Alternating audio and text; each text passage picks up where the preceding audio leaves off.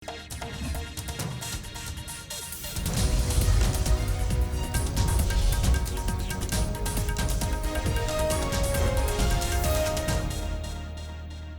बातें आज बहुत अहम हैं जो आप लोगों के साथ करनी है। एक तो चेयरमैन तहरीक इंसाफ के जहर का मामला, उसके बाद उनकी एक तस्वीर आई जिसमें वो बिल्कुल हशाश पेशाश हैं पुलिस वाले के साथ जब वो अडयाला जेल मुंतकिल होते, मुबैना तस्वीर। और चेयरमैन पीटीआई को जो सहूलियात मिली हैं वो without going to the merits of the case के वो केस उन पर सही है गलत है, अदालत ने फैसला करना है, ऐसी मराद जो है ना हर कैदी को मिले, वो मैं आपको डिटेल से बताता हूँ।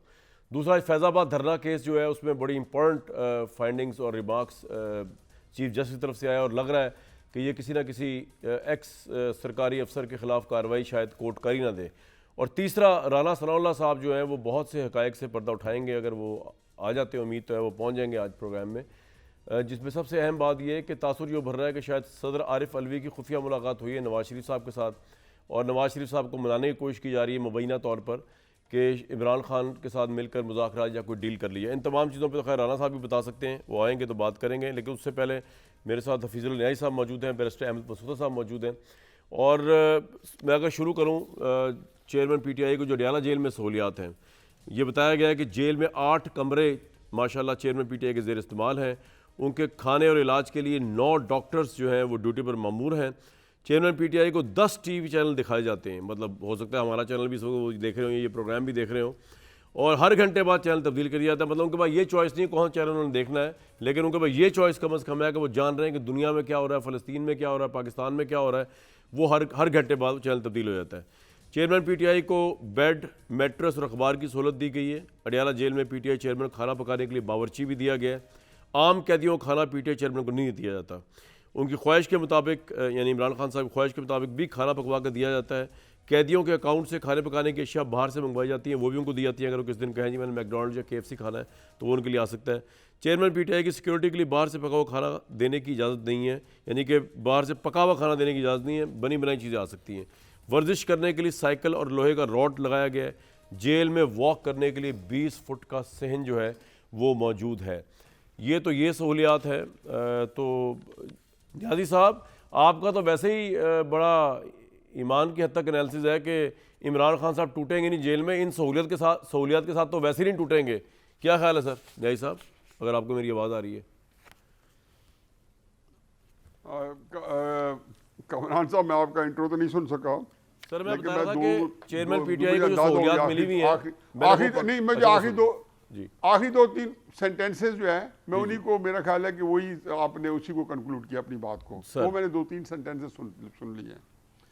देखिए जी, पहली बात तो मुझे बहुत अफसोस होता है कि वो चीज़ें मिलती या ना मिलती, उसका मुतालबा करना इन हालात में, जबकि बकौल इमरान खान साहब के मेरे 10,000 बंदे जेलों में हैं, और मुझे नहीं पता कि 10,000 है या 2,000 है या 1,000 है, लेकिन मुझे ये पता है कि उनकी पार्टी के जो लोग जिन्होंने माफ़ी नहीं मांगी जी, जिन्होंने काम वक्त पे मिला किया है, जिनमें सेनेटर एजाज चौधरी साहब, क्वालिफाइड इंजीनियर, सेनेट के मेंबर, और एक इंतहाई मुअज़्ज़ज़ शहरी पाकिस्तान के, यास्मीन राशिद साहबा, एक सिक्का बंद किस्म की professional doctor, MPA ex minister, Mahmood Rashid साहब MP एक्स मिनिस्टर, जिस हालत में वो जेल में रह रहे हैं कामरान खान साहब जी, कामरान साहब, मैं हकीकत बता दूं कि उस हालत के अंदर अगर कोई लीडर होता और उसको ये फील होती कि उसके वर्कर्स किस हालत में रह रहे हैं। मैं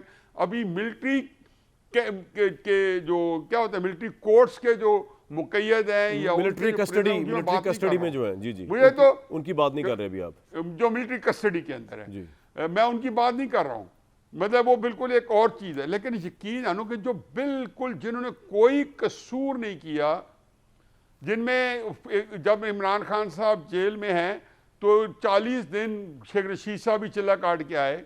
जब इमरान खान साहब जेल में हैं तो उसके अंदर आपने उस्मान डार साहब का भी इंटरव्यू किया और इन सारों का किया, तो क्या एक दफ़ा भी जेल से इमरान खान साहब ने यह कहा है कि मुझे जो इतलात मिल रही है मैं उस वक्त तक खाना नहीं खाऊंगा, मैं भूख हड़ताल करूंगा, मैं बिस्तर पे नहीं सोऊंगा, मैं ज़मीन पे सोऊंगा? उनको कहाँ पता है कि जी मैं इस चीज़ को जो है जिसको कहने चाहिए इस्तेमाल करके प्रेशर दे के कम अज कम जेल के दिन को मैं अच्छा कर सकता हूं। अब ये उनके पास फैसिलिटी है। और फर्ज के ये तो मैं पहली जो आपकी बात है मैं उसकी तायद करता हूं कि अगर नामसाइद हालात होते इमरान खान भुगत लेते, लेकिन उनके अंदर जो ये जैसे जो आप हमेशा समझते हैं कि लोग कहते हैं हंसते हैं कि इमरान खान साहब ने आज किसी को चाय नहीं पूछी जी, आप तो किसी और पैराए में कहते हैं, मैं इस पैराए में हमेशा कहता हूं कि उसको दूसरे के बारे में ये फीलिंग ही नहीं है। ऐसा बंदा सियासत में तो नहीं होना चाहिए कि जिसको अपने साथियों की फीलिंग ना हो।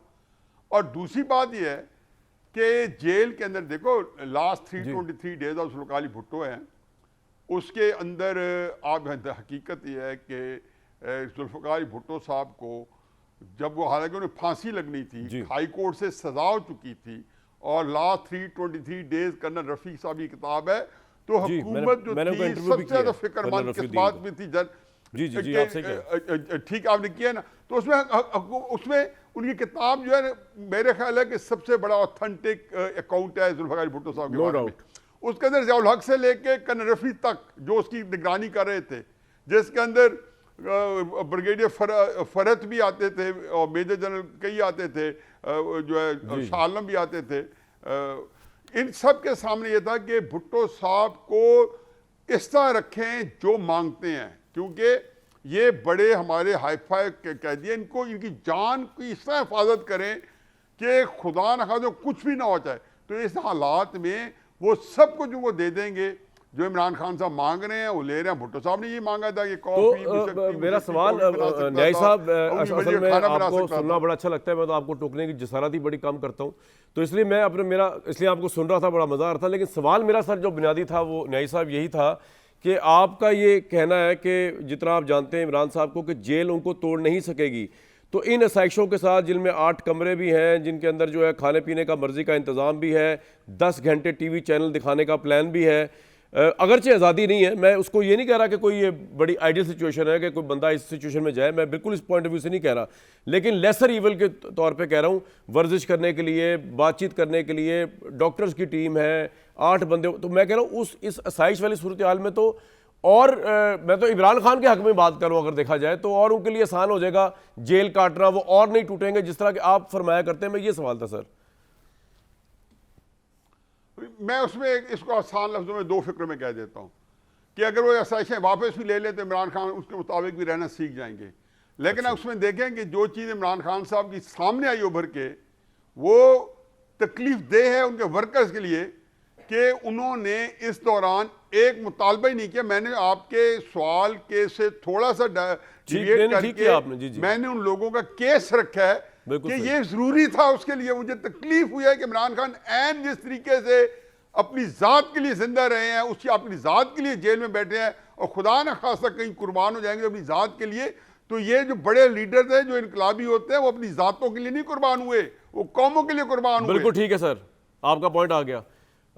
बसोता भाई, इमरान साहब का इन आसाइशों के साथ जेल में रहना क्या उनके लोगों के दरमियान उनकी अजमत को कम करेगा, या आपको लगता है कि अगर वो तकलीफ में रहते, उनको ये VIP प्रोटोकॉल्स ना मिलते एज अ कैदी, तो ज़्यादा उनका हीरोइक इमेज बनता, जिसका न्याय साहब फरमा रहे हैं? योर टेक ऑन इट, उनके वोटर पे क्या इम्पैक्ट पड़ेगा इन तमाम? मेरा सर पर्सनल जी देखिए जी, मेरी अपनी इस वोटर का इम्पैक्ट तो सर इलेक्शन से पता लग सकता है, वो कभी करवाने नहीं है किसी ने, तो यहाँ पर हम बात नहीं कर सकते हैं कि जो इन्फॉर्मेशन आ रही है वो जिस तरह आपने अभी बताया है, इसी तरह कन्वर्स इन्फॉर्मेशन भी, और हमारे पास कोई सॉलिड इन्फॉर्मेशन ये नहीं है कि उनके पास क्या फैसिलिटीज़ हैं क्या नहीं है, बिकॉज देयर आर सेवरल इस पर ओपिनियंस है, आपका एक है बिल्कुल मेरे लिए काबिल एहतराम है, लेकिन आज की डेट तक हमें ये एग्जैक्टली नहीं पता, एक्सेप्ट कि कानून के मुताबिक, पाकिस्तान प्रिजन रूल्स के मुताबिक उनको क्लास B या A दी है, उसकी जो फैसिलिटीज़ हैं वो मैं अस्यूम करते हैं उनको मिलती हैं, और अगर मिल रही हैं और वो किसी क्लास में उनको क्लासिफाई किया गया है तो वो उनका कानूनी हक है और उनको मिल रहा है। बाकी ये तमाम सारी बातें वो हैं जो इन्फॉर्मेशन बेस्ड हैं। हम इस चीज़ पर भी अस्यूम कर लेते हैं कि अगर वो उनको ये इन्फॉर्मेशन मिल रही है या उनको ये आसाइशें मिल रही हैं या नहीं मिल रही है, at the end of the day Pakistan की हिस्टोरिकली आप देखें जितने वज़ीर आज़म को सजाएं मिली हैं, एंड में आके यही पता लगता है कि they have all been political prisoners. But just because कि आपने उनको एक उससे गुजारना है, स्टार्टिंग फ्रॉम जुल्फ़िकार अली भुट्टो साहब, फिर आगे आप इनकी बात करें नवाज शरीफ साहब की, सबकी एंड ये पता लगता है जी कि केसेस सारे के सारे गलत थे। तो अगर उनको क्लासीफाई करके ये टेस्ट करना है कि जनाब वो कितनी तकलीफ बर्दाश्त कर सकते हैं, तो वो तो न्याज़ी साहब की बात से मैं एग्री करता हूँ, आप ये फैसिलिटीज़ कम करें, ज़्यादा करें, it won't make a difference. But हाँ, जहाँ तक वोटर की बात है उस पर मेरा थोड़ा सा आई थिंक मैं स्प्लिट व्यू लूँगा, थोड़ा सा इख्तलाफ करूँगा, और बहुत एहतराम से, क्योंकि मैं आपसे भी बहुत ज़्यादा एहतराम करता हूँ न्याज़ी साहब का, कि मेरा ख्याल है कि वोटर के लिए इस वक्त जो है बहुत ज़्यादा वोटर के लिए ना जी इस वक्त खान साहब की जो रिस्पांस है टू एनी सिचुएशन वो इमटेरियल हो चुका है, और वो हमने over the last few months देखा है। वोटर जो है वो पाकिस्तान तहरीक इंसाफ का या इस वक्त साइलेंट है, या बोलता है या नहीं बोलता, उसकी जो अलीजियंस है टू खान साहब वो बड़ी एक जिसे कहते हैं अनफेटेड, और वो कहते हैं कि जी हम खान साहब जैसी भी सिचुएशन में या जो भी। और इसी तरह पाकिस्तान के बेशतर जो इस तरह भुट्टो साहब के साथ था, बाकी भी था, लोग हमेशा खड़े होते थे। और उसका मैंने आपको बताया बेंचमार्क बड़ा सिंपल है कि आप सुबह इलेक्शन करवा लें, बेशक उनको जेल में रखें, या उससे भी आसान बेंचमार्क बताता हूँ कि आप उनको जेल में ही रखें और उनसे कहें जी मीनार पाकिस्तान का एक जलसा अनाउंस कर दें और इजाज़त दे दें करने की। आपको पता लग जाएगा कि उनकी जेल की तकालीफ जो है वो कितना इम्पैक्ट डाल रही है उनके वोटर पर, या उनकी जेल की आप जो कह रहे हैं कि इलेक्शन तो किसी ने करवाने नहीं, एज अ लीडर आप ये जो फरमा रहे हैं कि इलेक्शन तो किसी ने करवाने नहीं, वो आप इस हंच पे करा रहे हैं कि क्योंकि इमरान खान पॉपुलर है और कोई चाहता नहीं कि वो दोबारा उनकी पार्टी जीते या वो प्राइम मिनिस्टर बने, इसलिए इलेक्शन नहीं करवाने। इस बेस पे आपका पहले तो ये बयान था जो भी आपने दिया अपनी स्टेटमेंट।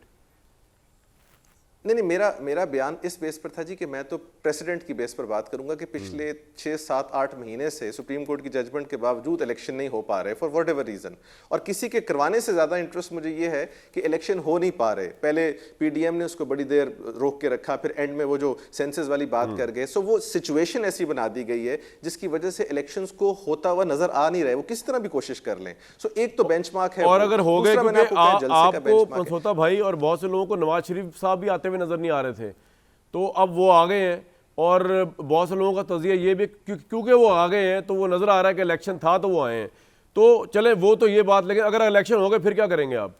फिर तज़िये को अमेंड करेंगे, और पाकिस्तान में फिर इलेक्शन किस तरह होगा? मैं उस जी बताएं। मैं उस स्कूल ऑफ थॉट से था, मैंने ये कभी नहीं कहा था कि नवाज शरीफ साहब आएंगे नहीं। मेरा ख्याल था कि he will come back to Pakistan, वो इतना बड़ा इशू नहीं था।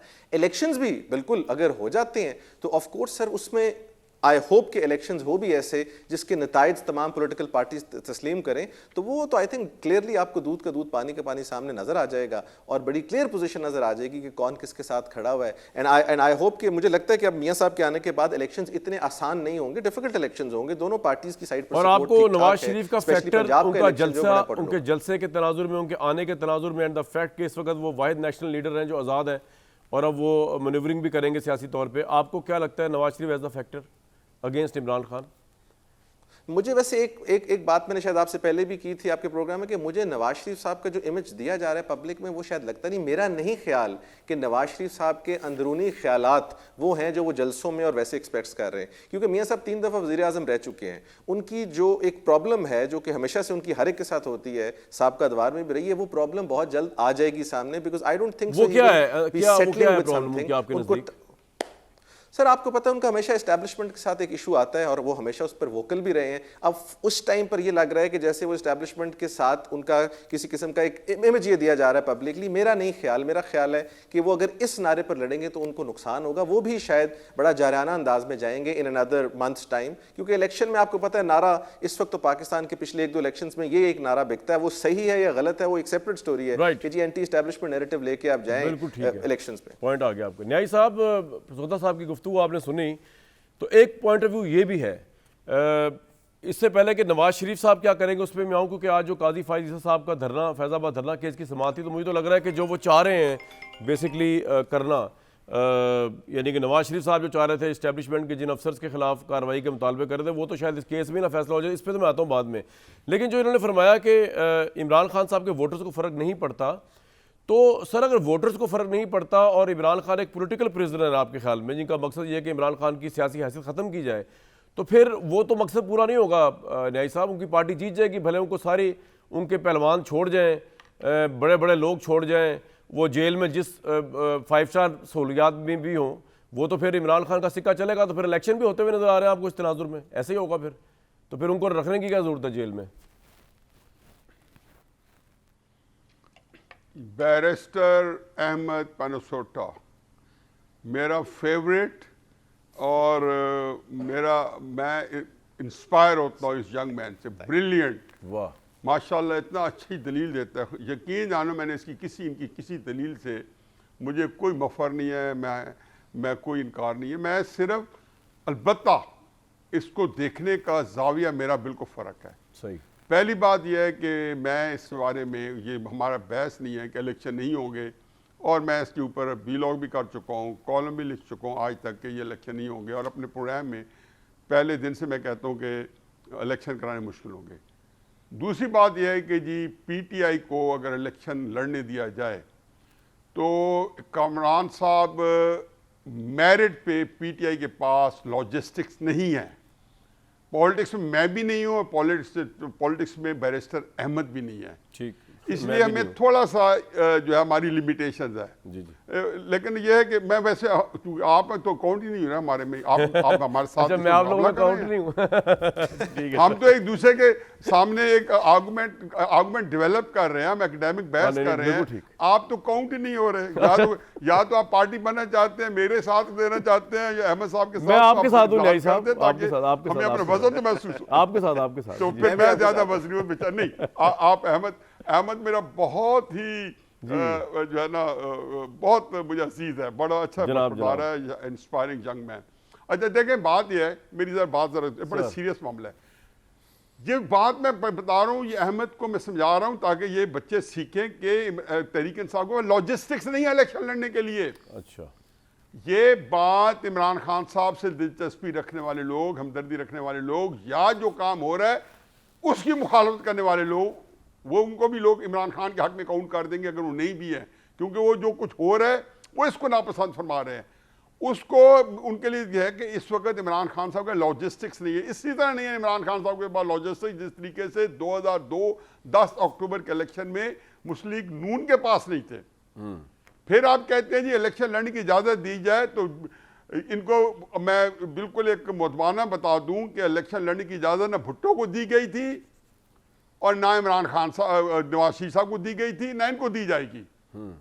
लेकिन जिस तरीके दी जाएगी वो हाजिर है, और उसमें तरीके साहब एक बात बताएं, न्याय साहब कंप्लीट हिस्सा लेगी जो, लेकिन ये बात बड़े इंपॉर्टेंट में पॉइंट डेवलप करें, मुझे वो प्लीज मुकम्मल करने बताएं। चलो कर, नहीं आप करें, आप कंप्लीट करें प्लीज। कामरान साहब, एक बात है जो मैं अहमद साहब को ही बता रहा हूँ कि इस मुल्क के अंदर एक बात उन्होंने की है कि नवाज शरीफ का इनहेरेंट प्रॉब्लम है। इसके अंदर यंग मैन को इनकॉर्पोरेट करना चाहिए कि यह एस्टैब्लिशमेंट का इनहेरेंट प्रॉब्लम है। मैं आपको पिछले प्रोग्राम में कह चुका हूं कि 1953 से लेके आज तक एक वजीर आजम नहीं आया जिससे इनकी बन पाई हो। अगर कोई है तो मुझे अभी साइटेशन दे दे कि शौकत अजीज शाह जी उसे बन पाई, या जी मुइन कुरैशी था उससे बन पाई, इनके अलावा आपको नहीं मिलेंगे। और जिस वजीर आजम को उन्होंने निकालना चाहे यूसुफ रज़ा गिलानी है, भुट्टो साहब है, इमरान खान है, चाहे ख्वाजा नाज़मुद्दीन है, चाहे नवाज शरीफ साहब हैं, ऐसे निकालना है। तो इसका मतलब न्याय साहब नवाज शरीफ साहब अब ला रहे हैं वन वे और द अदर वे, न्याय साहब वन वे और the other way, Nawaz Sharif साहब अभी भी फिर एज अ प्राइम मिनिस्टर अगर बनते हैं तो तलवार लटकती रहेगी उनके ऊपर, चाहे इधर से मुखालफत हो या कहीं और से। मैं अभी ये बिल्कुल आपकी बात सही है, नहीं तलवार नहीं लटकेगी। अच्छा। अभी आज की तारीख में बावजूद मेरा अकीदा है, और ये मैंने वज़ीर आज़म साहब को उनके डिनर में उनके सामने बताया कि मैंने कहा जी वज़ीर आज़म साहब इलेक्शन कराना आपका मसला नहीं है।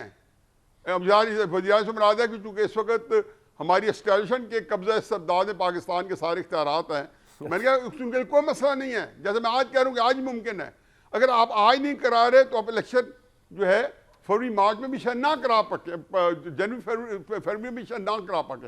लेकिन एक बात और है कि नवाज शरीफ साहब को लाना जो है ये खुश दिली नहीं है। जब आप इमरान खान साहब जैसे साइजेबल लीडर को एलिमिनेट करते हैं तो फिर आप जो है क्या हर इसको कि शबाशी या बिलावल या फजल रहमान साहब ये सारे डिस्काउंट हो जाते हैं। बिल्कुल ठीक सर। फिर आपको एक साइजेबल लीडर चाहिए, चाहे इमरान तो खान नवाज साहब शरीफ बात, पे वो डिपेंडेंस नवाज शरीफ बढ़ साहब जाती है हैं। इदारों की। और मैं आपका पॉइंट समझ गया। बताए उनकी जरूरत है, जरूरत अगर वो है, इलेक्शन ठीक, कराए बिल्कुल और शासी मसौदा साहब, आपको हैरानगी तो नहीं होनी चाहिए, उनके पास चॉइस है ही क्योंकि नहीं। इमरान खान एक ज़माने में इस्टेब्लिशमेंट की ज़रूरत थे, उनकी चॉइस थे। तो आज ख़ास तौर पे आपकी बात, आप तो बैरिस्टर हैं, लेकिन पीटीआई वालों को तो प्रॉब्लम बिल्कुल नहीं होनी चाहिए, क्योंकि पीटीआई हमेशा ही चाहती है कि फ़ौज की वो चॉइस हो। अब फ़ौज की मर्ज़ी है, उनकी चॉइस इमरान खान नहीं है, कोई और है। इस पर तो एतराज़ ही बनता ना, मेरी चॉइस है, मुझे आज ये पसंद है, कल मुझे कोई और पसंद है। प्रॉब्लम आपको ये है कि मैं आपको अब पसंद क्यों नहीं कर रहा। आपको मुझसे कोई प्रॉब्लम नहीं है, आपको ना कोई नज़रियाती तौर पे इमरान खान को फ़ौज से मसला है, ना इस्टेब्लिशमेंट से मसला है। मसला ये है कि जी ये किसी और के साथ इनका अफेयर क्यों चल रहा है, मेरे साथ क्यों नहीं चल रहा। तो प्रॉब्लम ये है कि इसका तो फिर सर कोई हल नहीं है। यही है या कोई बहुत बड़ा इंकलाब आपने सोचा हुआ है इमरान खान के जहन में है, और उनके इंकलाबी जो है वो सोशल मीडिया पे तो बैठे हुए, लेकिन उनको प्रोटेस्ट करने को बाहर नहीं आता अडयाला से, अडयाला जेल के। मैं तो सर इस पर कमेंट कर सकता हूँ एज अ लॉयर, बिकॉज मेरा किसी पॉलिटिकल पार्टी से उसका ताल्लुक नहीं है। मैं ये ज़रूर बता सकता हूँ कि पाकिस्तान में जिन लव अफेयर्स की आपने एग्जांपल दी है, मैं तो एटलीस्ट उस स्कूल ऑफ थॉट से हूँ। मैं चाहता हूँ कि ये लव अफेयर्स ख़त्म हों और तमाम लोग अपने अपने काम खुद करें। और पाकिस्तान की जो पॉलिटिकल क्लास है, जो कि पिछले बहुत सारे सालों से इकट्ठी नहीं हो सकी, जो कि इस वक्त नीड ऑफ द डे इकट्ठे होकर पाकिस्तान की फर्दरेंस में करें। मैं उस चीज़ के हक में भी नहीं हूं कि आप इस्टेब्लिशमेंट से लड़ें, इस्टेब्लिशमेंट आपसे लड़े, आपस की लड़ाइयाँ करें। एक पाकिस्तान का एजेंडा बनाकर लेकिन अपनी डोमेन में रहें। ये काम गलत है कि अगर आज खान साहब चाहिए तो खान साहब अवेलेबल है, कल मियाँ साहब चाहिए वो अवेलेबल है, कोई तीसरा बंदा चाहिए वो अवेलेबल है। मैं इसको अक्रॉस द बोर्ड कंडेम करता हूँ। और जिस तरह भी न्याजी साहब ने भी बिल्कुल बात की, उन्होंने तो ऑलरेडी इस्टेब्लिशमेंट की बात कर दी कि पूरे 1947 से अब तक कभी नहीं बनी। सो मेरा आर्गुमेंट ये है कि इस वक्त एफर्ट पाकिस्तान में ये होनी चाहिए कि तमाम इदारे बैठकर ये तयन करें कि अपनी अपनी डोमेन हमारी क्या है और उस डोमेन को हमने किस तरह चलाना है। हम ये नहीं कह सकते, देखिए पूरी दुनिया में एस्टैब्लिशमेंट का रोल है, इसी तरह बात ये होता भाई, लड़ाई जो एक सजेशन, जो हमारे इलेक्टेड लोग होते हैं ना, मैं एस्टैब्लिशमेंट को तो मैं इलेक्ट नहीं करता, जो मेरे इलेक्टेड लोग हैं असल में तो उनसे शिकवा मुझे है, उनका गिरबान मैंने पकड़ना है कि क्यों इमरान खान साहब लेट सपोज वोट लेके मुझसे या अवाम से बाजवा साहब की गोद में जाके बैठ गए, तो मैंने उनसे सवाल पूछ रहा है ना। तो पहला सवाल उनसे बनता है, दूसरा सवाल जरूर एस्टैब्लिशमेंट से बनता है कि आपने गोद में क्यों बिठाया। ये तो बाबा बैरिस्टर अहमद बसूता साहब और हफीजुल्लाह न्याई साहब, बहुत शुक्रिया आपका, हमें साबिक वफाकी वज़ीर दाखिला राना सनाउल्लाह साहब ने ज्वाइन किया है। राना साहब खैरियत से हैं? आजकल तो माशाल्लाह सेहत भी अच्छी है, पार्टी के हालात भी अच्छे हैं, मियाँ साहब भी आ गए हैं, आप खुश हैं? पहले तो मुझे अपनी खुशी का थोड़ा इजहार करके बताएं कि कैसा फील हो रहा है। मियाँ साहब मौजूद है और आप भी। राना साहब नूर छाया हुआ है आज तो चेहरे पे माशाल्लाह, खुश है? देखें जी, मामला ये है कि PMLN को जनाब चैलेंज ये था कि आप मीनार पाकिस्तान जो है वो नहीं भर सकते। वाह। और ये चैलेंज जो है ये पिछले 10-11 साल से जो है वो हमारे लिए एक मुहिम्मा बना हुआ था।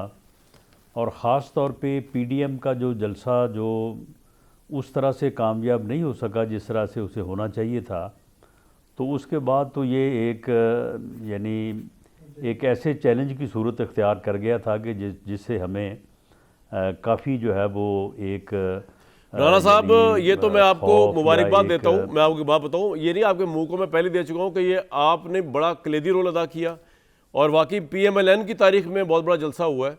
और नवाज शरीफ साहब ने जो स्पीच की है उसमें मैंने उनको ये क्रेडिट ज़रूर देता हूँ कि जिस तरह उन्होंने जोड़ने की बात की है, उन्होंने तोड़ने की बात नहीं की आपस में, ये बड़ी अच्छी बात थी। इस पर भी ज़रूर बात करेंगे, लेकिन आज की सबसे पहली जो खबर थी ना, बड़ी खबर, वो ये थी कि जिसमें मुझे आप बड़े याद आए, क्योंकि आपके जेल के याम में मैंने आपको बहुत याद किया था, तो आपका हरीफ अगर जेल में है तो उसको भी तो याद करना मेरा बनता ही है ना।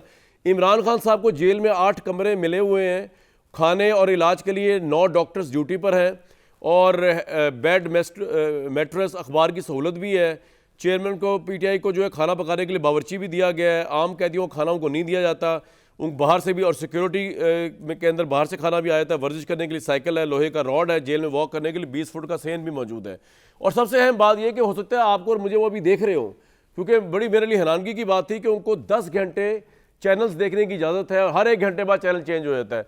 तो राना साहब, ये अडयाला जेल में तो अगर ये ट्रीटमेंट इमरान साहब का, तो नवाज शरीफ साहब को भी ये ट्रीटमेंट मिला होगा। उनको तो बल्कि 16 AC भी मिला हुआ है, तो इस पर तो कोई एतराज़ नहीं बनता ना आपका। एक एक्स प्राइम मिनिस्टर को यही मिलना चाहिए जो इमरान साहब को मिला हुआ है इस वक्त। देखें, ये जितनी लंबी तफसील जो है वो आपने बताई है कि जिस किस्म की सहूलतें जो है वो इमरान खान साहब को जेल में हासिल हैं, उनमें आपने वो जिक्र नहीं किया कि उनको कितनी महंगी जो है वो मशीन जो है वो एक्सरसाइज मशीन जो है वो भी वहाँ पे नहीं, मैंने जो कहा है वो वर्जिश करने के लिए उनको, साइकिल, वो दी साइकिल गई है। वही है ना, वो साइकिल जी। हाँ, नहीं, वो साइकिल नहीं, उसके अलावा वो एक वेट लिफ्टिंग मशीन होती है जिसकी मालियत को तकरीबन कोई 2 मिलियन के करीब है। वाह। तो वो भी उनको वहाँ पे जो है वो सरकारी ख़र्च पे जो है वो मुहैया की गई है। जबकि दूसरी तरफ हालत ये थी कि ये तो अमेरिका गए हुए वहाँ पे तकरीरें कर रहे थे कि वो मुझे पता चला है कि मियाँ नवाज शरीफ को वहाँ पे उसके कमरे में AC लगा हुआ है, तो मैं अब जाते ही सबसे पहला ये काम करूँगा कि उनका AC उतरवाऊँगा। इन्होंने हमें घर से खाना मंगवाने की सहूलत नहीं दी, मेडिसिन की सहूलत नहीं दी। अच्छा। लेकिन इसके बावजूद मैं ऑन रिकॉर्ड ये बात कहता हूँ कि उन्हें जो भी सहूलतें वहाँ पे फराहम की गई हैं, हमें उनके ऊपर कोई एतराज़ नहीं है। हम कतन इस बात के दावेदार नहीं हैं कि उनको साथ वो सलूक किया जाए जो वो खुद अपनी ज़ाती निगरानी में हमारे साथ करवाते रहे। लेकिन उनसे एक सवाल ज़रूर पूछा जाए कि जब आप वज़ीर आज़म थे और आपने अपने मुखालफिन को जेलों में ठूंसा हुआ था, तो उस वक्त आप जो ये कहते थे हर वक्त कि जी जेल में एक ही क्लास होनी चाहिए, जेल में जो है वो एक जैसा सलूक होना चाहिए सबके साथ। ये क्या बात हुई कि एक ही जेल में जो है वो किसी को सहूलत मिल रही है और किसी को जो है वो सहूलत नहीं मिल रही। तो उस वक्त जो इनका ये बयानिया था, उस वक्त जो इनका मौक़िफ़ था, उसके ऊपर अब उनकी क्या राय है, ये सवाल उनसे पूछा जाना चाहिए। ये राय पूछिए। अच्छा राना साहब, 2 3 4 बड़े अहम सवालात हैं जिनके लिए आपको मैं जहमत दी आज। उनमें एक तो आएगा नवाज शरीफ साहब के हवाले से आ रहा है कि शायद आरिफ अलवी साहब की खुफिया मुलाकात उनसे हुई है, शायद वो मुज़ाकरात ऐसे हो रहे हैं कि शायद इमरान खान के लिए कोई रास्ता खुल जाए इलेक्शन से पहले। इसमें बाद में होगा। सबसे पहले मिलिट्री कोर्ट्स पे ज़रा बात कर लें, क्योंकि आपकी गवर्नमेंट ने अमेंडमेंट्स और आगे बढ़ बढ़ के जो है, तो राना साहब आप जैसा जो वर्कर है जो खुद भी 99 से टॉर्चर का निशाना बनते रहे, तशद्दुद का निशाना बनते रहे, और एक जमहूरी पार्टी आपकी, आप आज भी सपोर्ट करते हैं कि मिलिट्री ट्रायल सिविलियंस का होना चाहिए? मतलब मेरी राय जो भी इस बारे में हो सकता है, मैं इसकी फेवर में हूँ, लेकिन मैं आपसे जानना चाह रहा हूँ बीइंग अ पॉलिटिकल वर्कर, और गिवन द फैक्ट के, या ऐसा तो नहीं कि आप इसको इसलिए सपोर्ट करते हैं कि इमरान खान और तहरीक इंसाफ से फंसी हुई है तो आप सपोर्ट करते हैं कि सिविलियंस का ट्रायल होना चाहिए मिलिट्री उस पर? नहीं, देखिए, इस बात को जो है वो तसर इस तरह से कायम किया गया है कि जिस तरह से आम लोगों को यहाँ पे जो है वो पकड़ा जाएगा और पकड़ के उनको जो है वो मिलिट्री कोर्ट ले जाके तो वहाँ पे उनको जो है वो सज़ा दिलवाई जाएगी, उनका मिलिट्री कोर्ट में ट्रायल किया जाएगा। सही। यानी ये तसर जो है ये इंतहाई जो है वो लगब और गलत है। मामला ये है कि एक ऐसा मुजरम जो मिलिट्री इंस्टॉलेशंस के ऊपर हमलावर हो, अब जिन लोगों ने जाके वहाँ पे आर्मी हाउस को आग लगाई लाहौर में, और आर्मी हाउस जो है वो क्या वहाँ पे सिर्फ वो रहायशगाह थी, वहाँ पे कैंप ऑफिस भी तो था ना। अगर रात के 2 बजे जो है वो मुल्क के ऊपर हमला होता है इस साइड से, और उस हाउस में बैठा बंदा जो है वो हेड है, वो उसने हर चीज़ को जो है वो उसकी ज़िम्मेदारी है, तो क्या उसने वहाँ से दौड़ के ऑफिस जाना है? वहाँ पे जो कैंप ऑफिस है वहाँ पे वो कौन से ऑपरेटर्स और कौन सा जो है वो इंफॉर्मेशन नहीं होगी जो कि मुल्क के दिफा के लिए जो है वो ज़रूरी है। तो मामला यह है कि क्या ये उस एरिया में इंटर नहीं हुए? इन्होंने वहाँ से जो है वो हसास जो ऑपरेटर्स था वहाँ से उन्होंने उठाया नहीं है, उसको जलाया नहीं है, उसकी इंक्वायरी जो है वो थाने में जो है वो अल्लाह देता थानेदार ASI जो है वो करेगा वो, और उसका ट्रायल जो है वो आगे किसी जो है वो सिविल कोर्ट में जो है वो चलेगा।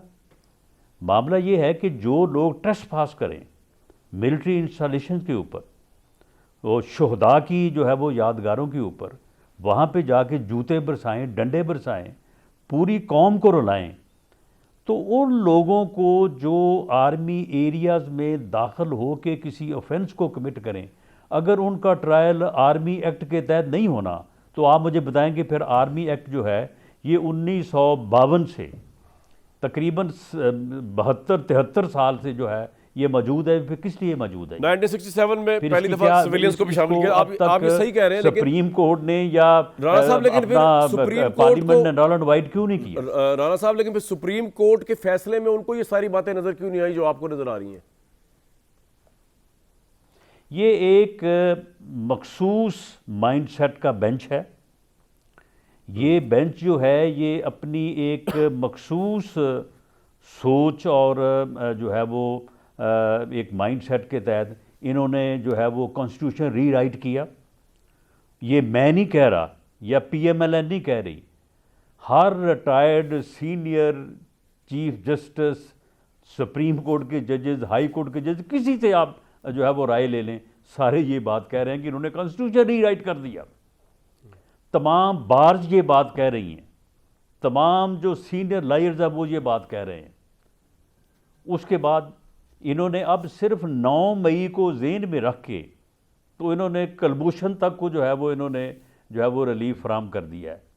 और 21D जो है वो पिछले यानी 1967 से वो अमेंडमेंट हुई है 67 और पिछले कोई ये जितने भी कोई 60 साल बनते हैं तो इसमें वो बार बार चैलेंज हुआ, हाई कोर्ट्स में चैलेंज हुआ, सुप्रीम कोर्ट में चैलेंज हुआ और इससे बड़े बेंचेस ने यानी एक बेंच, एक लार्जर बेंच जब एक ओपिनियन होल्ड कर ले तो उसके बाद उससे नीचे किसी बेंच को या उस कोर्ट को जो है उस राय से इनराफ करना जो है वो बनता ही नहीं है। इन्होंने इसके बावजूद किया। ये 21D जो है ये इससे पहले भी सुप्रीम कोर्ट में चैलेंज हुई है और इससे पहले सुप्रीम कोर्ट ने इसे अपहोल्ड किया। अच्छा राणा साहब, मिलिट्री जो इसकी नजरसानी की अपील जारी है 1952 जी, ये बार बार जो है ये अदालतों में गया है। आपने अभी कुलभूषण का नाम लिया हुआ है और ये जो जुडिशियल रिव्यू है जी जी, ये अदालती यानी जो एक आप कह लें कि एक यानी ओवरव्यू है उसके तहत ही हुआ है ये। हाँ ठीक है। राणा साहब मुझे एक बात बताएं कि आपने कुलभूषण यादव का नाम, जो प्रोविजन है। राणा साहब को मेरी आवाज़ आ रही है? आपको सर मेरी आवाज़ आ रही है?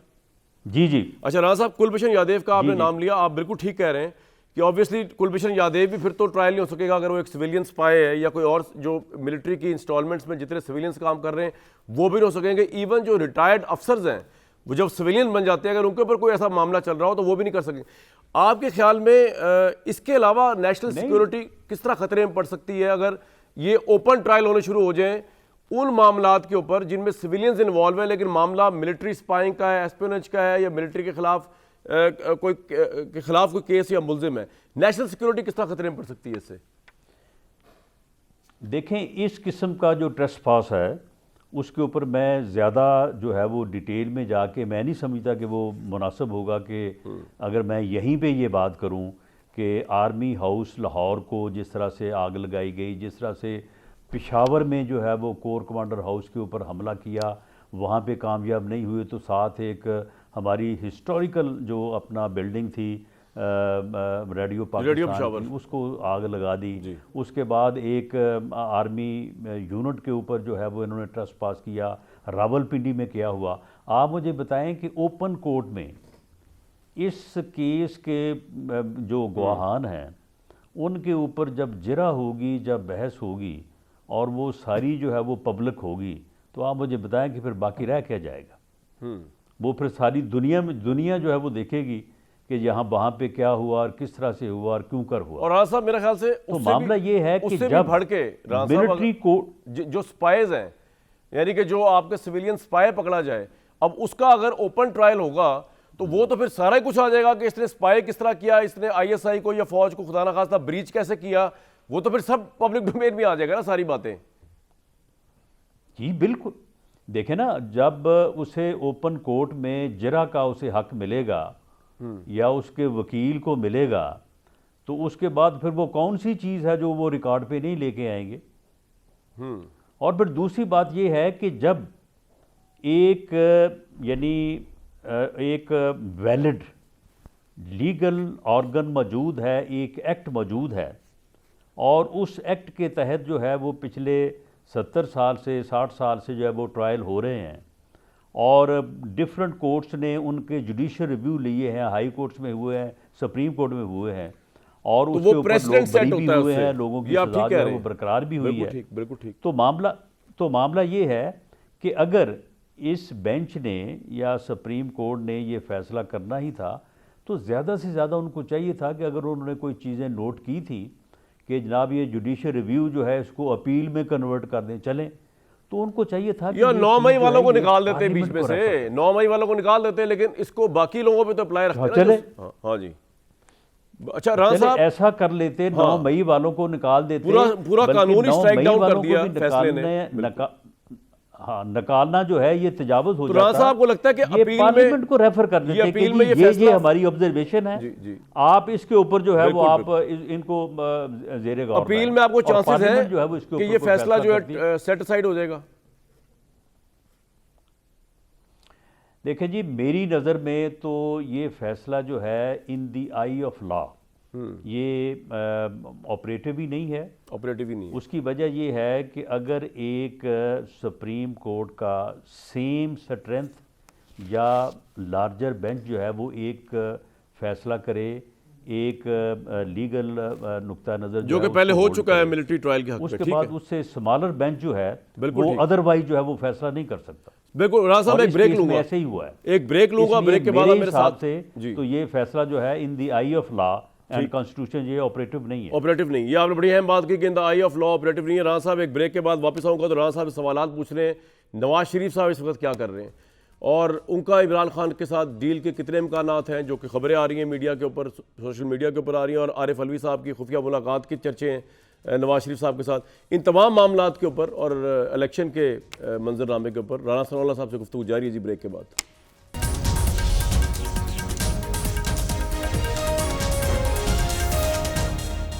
बड़ी अहम बात की राणा सनाउल्लाह साहब ने कहा जी मिलिट्री कोर्ट पे जो सुप्रीम कोर्ट का फैसला है ये ऑपरेटिव ही नहीं है, क्योंकि ऑब्वियसली इससे पहले मिलिट्री कोर्ट्स के हवाले से लार्जर बेंचेस जो है उसको अपहोल्ड कर चुके हैं और ये उससे स्मॉलर बेंच ने फैसला किया तो ऑपरेटिव ही नहीं होगा। राणा साहब, ये खबरें गर्दिश कर रही थी कि सदर आरिफ अलवी की खुफिया मुलाकात हुई है नवाज शरीफ साहब के साथ, आप तस्दीक या तरदीद करते हैं इसकी? देखें, कल मियां नवाज शरीफ साहब ने जो है वो अपनी पार्टी की जो सेंट्रल एग्जीक्यूटिव कमेटी है उसके साथ एक डे लॉन्ग मीटिंग की है। उसमें उन्होंने बहुत सारी बातें जो हैं वो डिस्कस की हैं, लेकिन इस बारे में उन्होंने कोई बात नहीं की। इसलिए मैं अपने तौर पे इसकी तईद या तरदीद जो है वो करने की पोजीशन में नहीं हूँ। यानी आपकी नॉलेज में नहीं और आपको बताया भी नहीं नवाज शरीफ साहब ने, अगर ऐसी मुलाकात हुई भी है? जी, उन्होंने कल जो बात की है तो उसमें उन्होंने कोई ऐसी बात शेयर नहीं की। और अगर सदर आरिफ अलवी मिलना चाहे नवाज शरीफ साहब से तो मुलाकात हो पाएगी उनकी या नहीं होगी? मेरा ख्याल है कि अगर मिलना चाहें तो मुलाकात होनी चाहिए। मुलाकात में जो है वो कोई हर्ज नहीं है, आखिर वो मुल्क के सदर हैं तो लेकिन ये अभी उन्होंने कोई मुलाकात की ख्वाहिश का इजहार मतलब किया है नवाज या शरीफ कुछ साहब बारे को में कोई बात हुई है। कोई मसला नहीं होगा कि प्रेसिडेंट हाउस में जाकर आरिफ अलवी साहब को मिल लें, अगर प्रेसिडेंट मिलना चाहते हैं उनसे? बहरहाल इस बारे में जो रेलेवेंट जो आंसर है वो तो खैर वही दे सकते हैं, लेकिन मेरी राय में, मेरी ज़ाती राय में अगर वो मिलना चाहें तो इस मुलाकात में कोई हर्ज नहीं है। बिल्कुल ठीक। अच्छा राणा साहब, क्या जिस तरह कल खबरें आई कि जी नवाज शरीफ साहब कह रहे हैं कि मैं तमाम पॉलिटिकल पार्टीज़ के साथ के सरबराहान के साथ मिलना चाह रहा हूँ, तो उसमें तहरीक इंसाफ तो शामिल नहीं है ना उनसे मुलाकात? या नवाज शरीफ साहब ने जिस तरह मीनार पाकिस्तान में कहा? बिल्कुल तहरीक जी जी जी नहीं, तहरीक इंसाफ जब तमाम पॉलिटिकल पार्टीज़ का उन्होंने जिक्र किया तो उसमें बिल्कुल तहरीक इंसाफ जो है वो शामिल है, लेकिन 9 मई के वाक़यात में जो लोग मुलव्वस हैं या जो जथा और टोला जो है वो 9 मई के वाक़यात का ज़िम्मेदार है वो उसमें शामिल नहीं है। बाकी उसमें पीटीआई जो है वो रेस्ट ऑफ द पीटीआई जो है वो बिल्कुल एक सियासी जमात के तौर यानी कि अगर इमरान खान इलेक्शन से पहले ज़मानत में भी बाहर आ जाएं तो नवाज शरीफ साहब उनसे मुज़ाकरात नहीं करेंगे किसी सूरत में, यही पॉलिसी है? जी, उनसे मुज़ाकरात उस वक्त तक नहीं हो सकते जब तक वो 9 मई के वाक़यात के ट्रायल में या वो सज़ा होंगे या बरी होंगे। अगर वो बरी होंगे तो ठीक है, फिर उनके ऊपर वो इल्ज़ाम साबित नहीं होता तो वो बिल्कुल अपनी पार्टी की सियासत भी करें और वो मुज़ाकरात भी करें। लेकिन जब तक उनके ऊपर ये इल्ज़ाम है या दूसरे लोगों जिनके ऊपर ये इल्ज़ाम है, हमारी नज़र में वो उन लोगों के साथ जो है वो सियासी तौर पे ना बैठा जा सकता है, ना उनके साथ मुज़ाकरात की। यानी ये तो आपने यकसर इसकी वही कर दी कि इमरान खान जब तक 9 मई के वाक़या से बरी नहीं होते, वो ज़मानत पे रिहा भी हो जाए तो नवाज शरीफ साहब उनसे कोई बात नहीं करेंगे। ये तो आपने क्लियर कर दी ना ये बात। ये जी बिल्कुल, ये 9 मई के जो वाक़यात हैं उसके ऊपर पूरी कौम का जो रिज़ॉल्व है और उसके जो मुज़मरात और जो असरात हैं, उनके पेश नज़र उन लोगों को जिनके ऊपर ये इल्ज़ाम है, जब तक वो इस इल्ज़ाम से या तो वो बरी हो जाएं या उनको वो प्रोसिक्यूट हों, इन दोनों सूरतों को पेश नज़र रखते हुए ऐसे लोगों के साथ मैं समझता हूँ कि ना उनको सियासत करनी चाहिए, ना उन्हें सियासत का हक हासिल है, जब तक कि वो अपने ऊपर से इस इल्ज़ाम को जो है या गलत साबित करें और अगर सही है तो उनको उसकी सज़ा होनी चाहिए। सर, सबसे मिलने की बात तो कर रहे हैं नवाज शरीफ साहब, लेकिन क्या जरदारी साहब से मिल पाएंगे इस मौके पे कि जब जरदारी साहब ने जरदारी हाउस में अमायदीन शहर के इज्तिमा से खिताब करते हुए कहा कि मैंने PDM बनाकर शहबाज शरीफ को वज़ीर-ए-आज़म बनाया, लेकिन उन्होंने अवाम के लिए काम नहीं किया, अब नवाज शरीफ को वज़ीर-ए-आज़म नहीं बनने दूंगा। इसके बावजूद आप फिर भी मिल सकते हैं जरदारी साहब से, नवाज शरीफ साहब। देखें, जरदारी साहब को हमने 16 माह की जो हुकूमत थी PDM की कोलिशन गवर्नमेंट, तो उसमें हमने उनको बड़े करीब से देखा है। अच्छा। वो बड़े एक वाइज और यानी मौका महल के मुताबिक जो है वो काम करने वाले जो है वो सियासतदान हैं।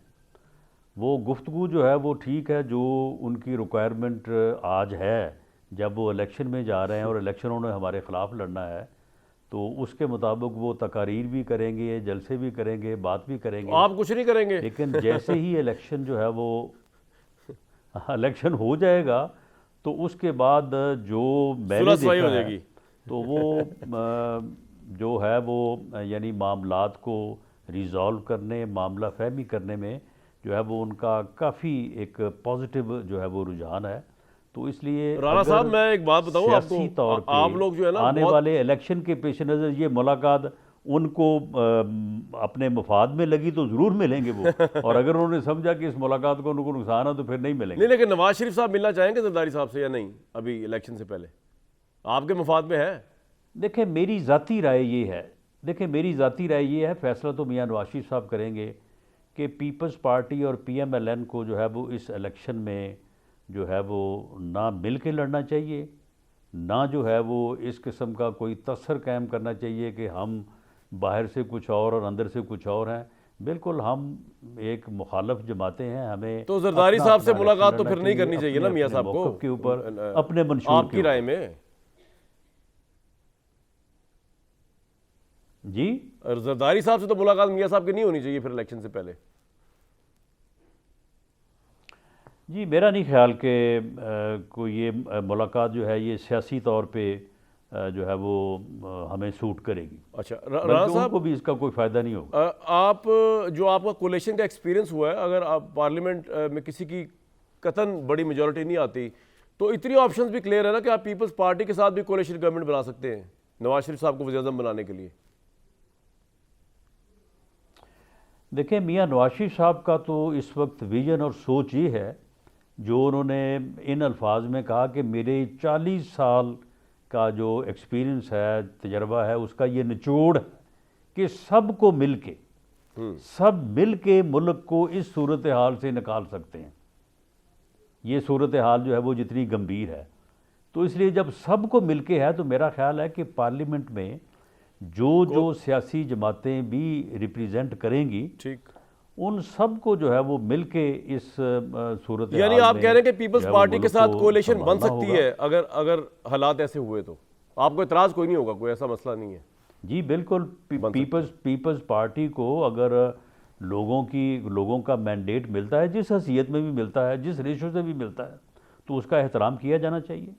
सर शहबाज शरीफ साहब का क्या फ्यूचर है इसके बाद? मतलब प्राइम मिनिस्टर वो रह चुके हैं, प्राइम मिनिस्टर दोबारा बन नहीं सकते, अगर PMLN जीतती भी है, नवाज शरीफ साहब होंगे, क्या वो वज़ीर आला पंजाब के लिए दोबारा जा सकते हैं या वहाँ पे कोई और होगा? ये सोचा, कुछ डिस्कस किया आप लोगों ने? देखें, ये बात पार्टी में तो डिस्कस नहीं हुई। मियाँ शहबाज शरीफ साहब तो बज़ाते ख़ुद तो वो ये कहते हैं कि मैं एक कारकुन के तौर पे भी मियाँ नवाज शरीफ साहब के लिए जो है वो काम करने के तैयार हूँ, लेकिन पार्टी में ये राय मौजूद है और मेरी ज़ाती तौर पे भी ये राय है कि जो 2013 का जो सेटअप था, जिसने मुल्क को इंतहाई गंभीर हालात में, जिसमें 20-20 घंटे की लोड शेडिंग थी, जिसमें दहशतगर्दी थी, किस शोबे में तो आ उससे सकते हैं? जो है मैं वो ये जानना निकाला। चाहता हूं, वफाक में रहेंगे, तो मेरा वज़ीर आला ख्याल है पंजाब भी बन कि सकते हैं। मियाँ शहबाज शरीफ साहब को पंजाब में वज़ीर आला का जो है वो मनसब जो है वो लेना चाहिए, और ये वही एक सेट ऑफ जो है वो पार्टी है। बिल्कुल ठीक। तो जो 2013। बहुत शुक्रिया राना सलाह साहब मेरे साथ मौजूद थे। एक ब्रेक लेते हैं जी।